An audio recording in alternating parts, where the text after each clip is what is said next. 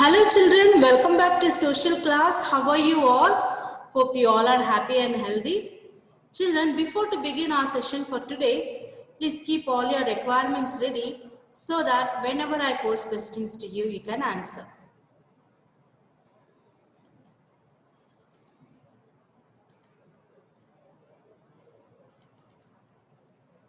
Children, today you are going to see 4.2 from the lesson Polar Regions. Have you all done your home assignment that I have given in your previous session? Very good children, I believe that all of you have done it. Please check your answers.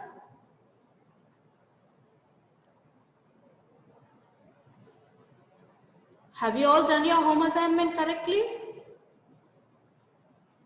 Have you all done your answers? Have you all written your answers? Have you all written your answers correctly, children? Excellent, children.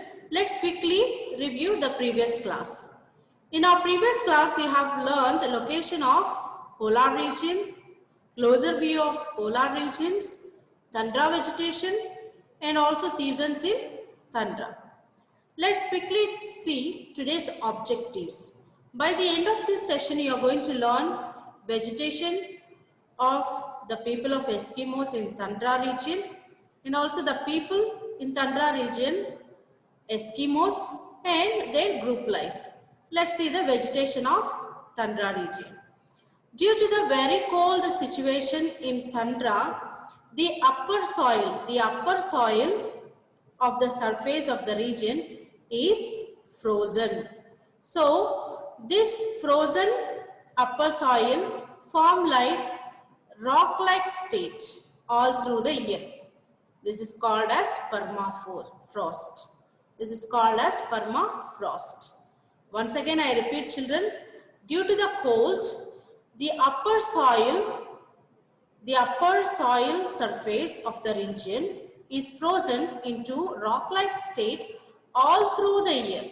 That's why it is called as permafrost. You can see here, the upper soil surface, it is formed like rock-like state.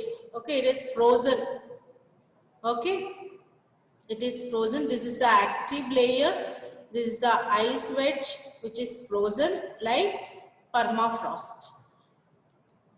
Let's see tundra vegetation. As we have seen, in tundra we have grasses, herbs and lichens. Do you remember in our previous class, children, as I have told you regarding tundra vegetation? Very good. Vegetation can grow without soil, wild, shallow roots. Plants are also short. That's why it is called as unique type of vegetation, because plants can grow without the soil. And you can see these are the different plants in tundra region. We have cotton plants, lichens, caribou moss, Labrador tea, Arctic willow, bearberry. These are some of the plants in tundra region. As there is little soil, only small plants we can see here. Okay, children? So we can see only small plants. We can see only small plants. The underground soil being hard, it is difficult to grow trees here. So most of the trees, even though they manage to grow, at one point of time, they wash away when the storm comes. Therefore, tundra region is treeless. Once again, I repeat children, why tundra region is treeless? Because very small plants grow because of the little soil that the tundra region has got. And this soil is very hard. That's why it is difficult to grow trees here. That's why you can see here, there is no trees at all here. Next, the people of Eskimos. The people in tundra region are called as Eskimos. You can see how they are dressing up. Okay, these are the people. Since it is very cold, they have to wear all these. Otherwise, it is very difficult to survive in tundra region. Okay, the word Eskimo means snowshoe netter. What is the meaning of Eskimo, children? Eskimo means snowshoe netter. There are two main groups referred to as Eskimos. They are Inuit and Yupik. Please note it down, children. The word Eskimo means snowshoe netter. There are two main groups referred to as Eskimos, Inuit and Yupik. Repeat after me, children. Inuit, Yupik. Inuit means the people or the originates. What is the meaning of Inuits? Inuits means the people or the originates. The Eskimos are descendants of Siberia, now part of Russia in northern Asia. So, Eskimos are the descendants of Siberia. Note this, children. Eskimos are the descendants of Siberia. Eskimos live in the scattered settlements in Greenland, Canada, Alaska and Siberia. I have shown you all these tundra regions, isn't it, in our first session. So you can locate where is Greenland, Canada, Alaska and Siberia. They are at the northern pole, North Pole. Okay, this is the example for Inuit woman and the other one is the Yupik woman, as there are two types of groups among Eskimos. So there are main languages like Aleut, Yupik and Inupiq spoken from northern Alaska to Greenland. What are the main languages, children? Repeat after me. Aleut, Yupik and Inupiq.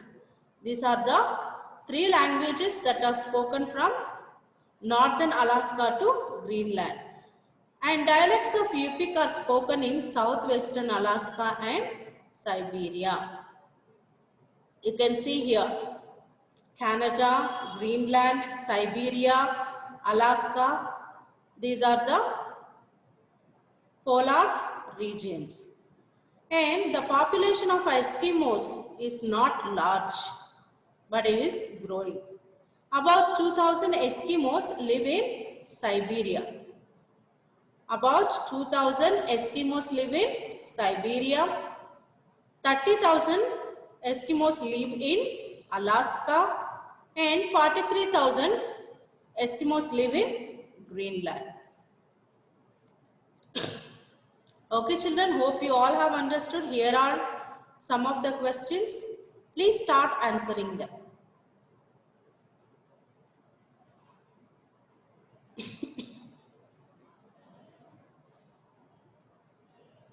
Very good, children. Check your answers if they are correct or not. Excellent, children.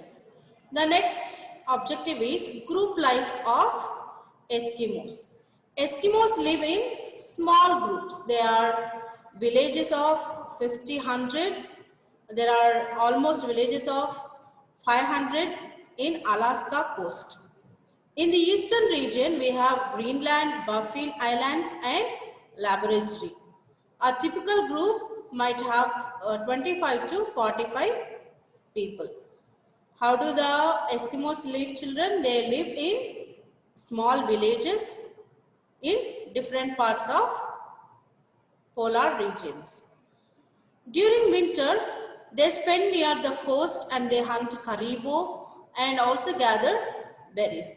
Sometimes, as it is very far, what these people do, they cover a circuit of more than 1,100 kilometers. How do they cross this area, children? Since it is frozen throughout, yes, they cross the snow and ice on sledges pulled by dogs. You can observe in this picture. Dogs are pulling the sledges and taking the people to cross snow and ice. And they travel on water in open boats called Umiaks. What are Umiaks, children? Repeat after me. Umiaks. What are Umiaks? They are called as boats. Umiaks are nothing but they are boats. In the close cooperation of the members of the Eskimo group is very, very important to survive in their harsh land. Therefore, group members, they hunt together, they work together in any type of activities such as hunting. Here is a picture of harpoon. This is the instrument that they use to hunt. And to hunt a seal, nearly 10 to 15 people should be there to hunt a seal. So, in eastern groups, nearly 10 hunters would be needed to harpoon seals at their breathing holes. You can see here how the seal is harpooned in its breathing hole. Okay children, here is one more task for you. Start answering to the questions.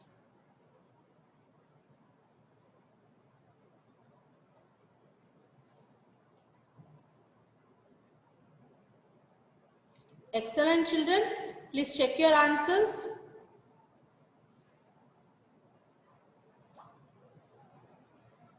Have you all written correctly children?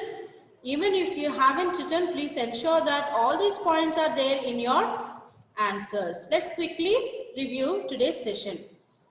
In today's session, you have learned the vegetation of people of Tundra, and also the people of Tundra are called as Eskimos, and their group life. Very good children. Hope you all have understood today's session. Here is your home assignment. Please start writing down the questions.